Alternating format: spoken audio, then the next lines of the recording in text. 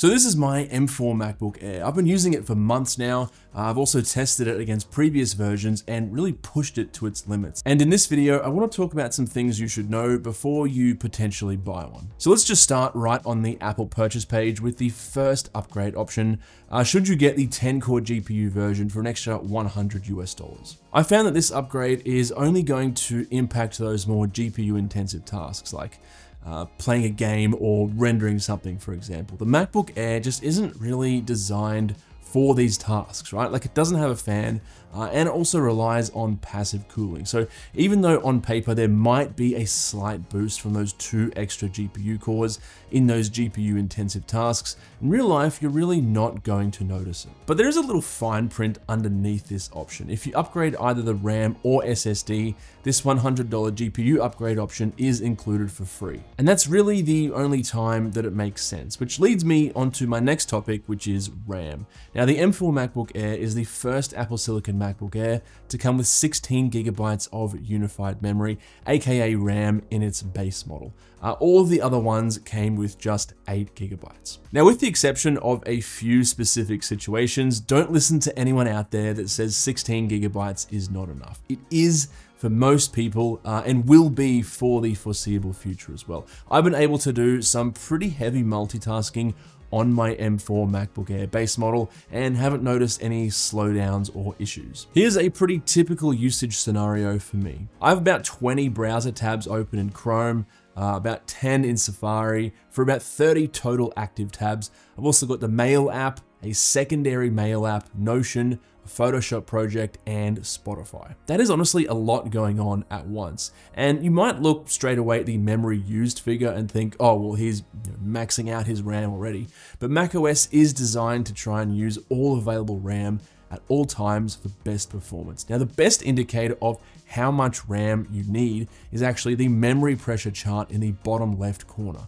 This ranges from green, which means good, you're not using much, yellow, which means the available RAM is being mostly utilized, and red, which means, yeah, you need more RAM. Now, my workflow on a MacBook Air doesn't really get much more intensive than this, so 16 gigabytes is fine for me. Now, of course, your situation may be different to mine. You know, if you're doing more intense multitasking compared to the example I just showed, definitely consider upgrading to 24 gigabytes of RAM. Also, if you frequently do virtualization or developer workflows, maybe involving LLMs as well, they typically can use a fair amount of RAM too. And there's no major app-specific performance improvement when going from 16 gigabytes to 24 gigabytes either. On paper, it is an extra 50% RAM you're getting, so theoretically, it should give you increased performance due to the way that unified memory works and how it's also shared between the CPU, GPU, and any open applications. But in real life, it only makes a difference in very specific circumstances where you're really pushing the system, like, I don't know, Lightroom photo exports, when there's also a fair bit of multitasking going on in the background. But overall, I think most of you will be totally fine with 16 gigabytes. If you're not sure though, just answer this question. Will I frequently use and take advantage of the extra RAM if I upgrade? If the answer is no, just stick with 16 gigabytes. Just remember also that you cannot upgrade the RAM after the fact because it's soldered on. Now, speaking of all this multitasking, including things like, virtual meetings and calls, etc., keeping track of important information and deadlines can get a little difficult no matter how good your note-taking skills are. I frequently miss important info during meetings because I'm trying to furiously scribble notes in my awful handwriting. So what if a device could do all of that for you? Well, this is the PLAUD Note, the world's first AI-powered note-taking device, and it's powered by GPT-4o. It'll transcribe high-quality audio recordings into accurate text, identify and label different speakers, and summarize into meeting minutes, mind maps, to-do lists, and more. Then you can use the Ask AI feature to instantly search all recordings. The Note is also much easier and faster to use than phone apps. To record, just slide the lever up for call recording mode, which works via resonance and is compatible with all communication apps, including handheld and speakerphone devices. Or slide down for ambient recording mode, which is ideal for meetings face-to-face conversations and lectures. It's super tiny, just 0.29 centimeters thick, and there's a MagSafe compatible leather case for seamless phone attachment. There's also the PLAUD Note pin that can be clipped to your shirt or attached via magnets if you're looking for something smaller. And you don't need to worry about data privacy because both are SOC2 and HIPAA compliant. So use code CREATED10 for $10 off using the link in the description. Okay, let's talk about the SSD. Is the 256GB SSD enough?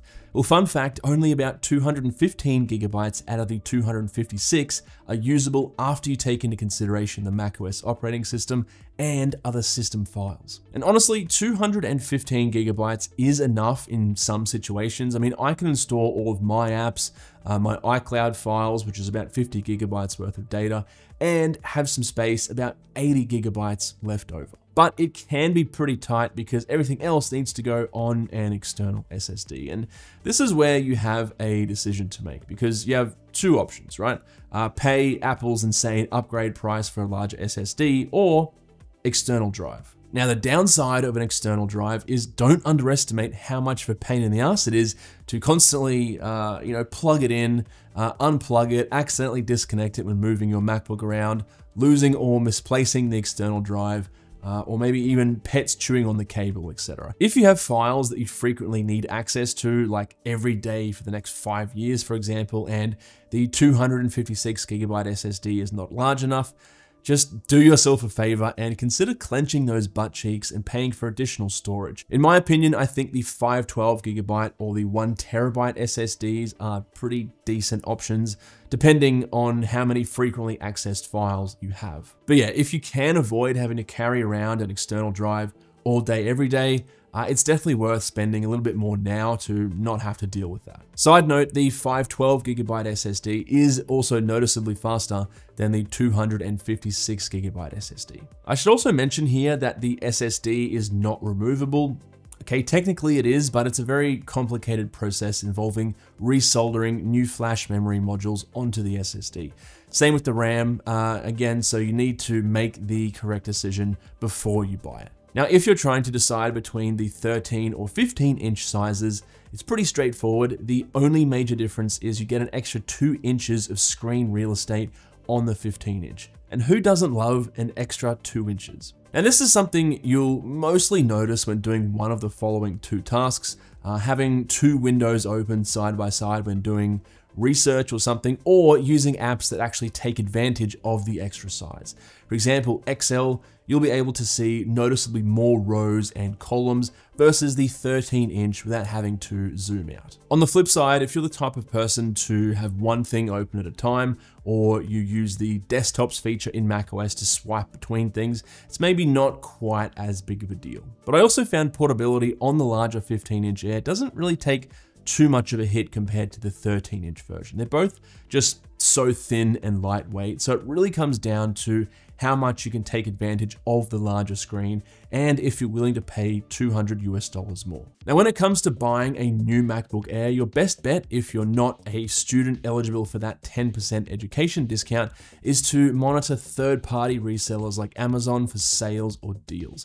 Now, you're going to get multiple sales periods throughout the year, like Easter, end of financial year, back to school, or Black Friday, for example. I find these sale periods happen about every 3 months, and these are the best time to pick up a new MacBook. For example, at the time of recording this video, the 13-inch M4 MacBook Air is just $849, which is a discount of 15%. And notice in the configuration section, you can get the 512GB upgrade with a 13% discount, or the 512GB and 24GB RAM upgrade for an 11% discount. Now, this is going to vary, of course, depending what country you're located in. Generally, Americans will get the best deals. I'm in Australia, and this is currently the best deal I can find. Works out to be about $1,040.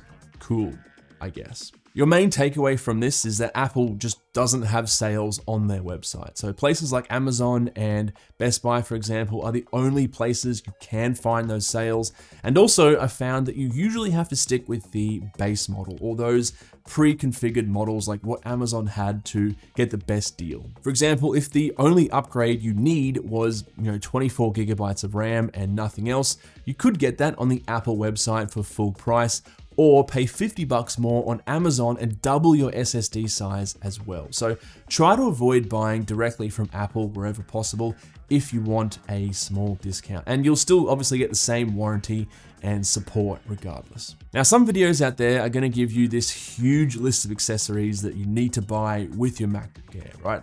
So I'm gonna keep mine really brief. I travel with a MacBook a lot, and instead of those huge multi-country plug adapters to charge your electronics in other countries, instead I bought the 35-watt dual USB-C port compact power adapter with my MacBook Air, which was a $20 upgrade over the standard power adapter, and then the Apple World Travel Adapter Kit. Now, this 35-watt charger is super compact and portable, and I like this option better than others because A, you have two USB-C ports to charge your MacBook, phone, watch, Kindle, etc. And B, you can swap to the exact plug of the country you're traveling to, which means unlike those bulky multi-country adapters I mentioned before, this one fits perfectly in the wall and doesn't jiggle around or fall out. And obviously when you get home from overseas, you can just attach your home country's plug and continue using it. Also, pro tip, this 35-watt charger is included as a free upgrade if you get the 512GB SSD. Also, if you're wondering how the M4 MacBook Air compares to previous versions, you can check out this video where I compare all of them against each other in detail.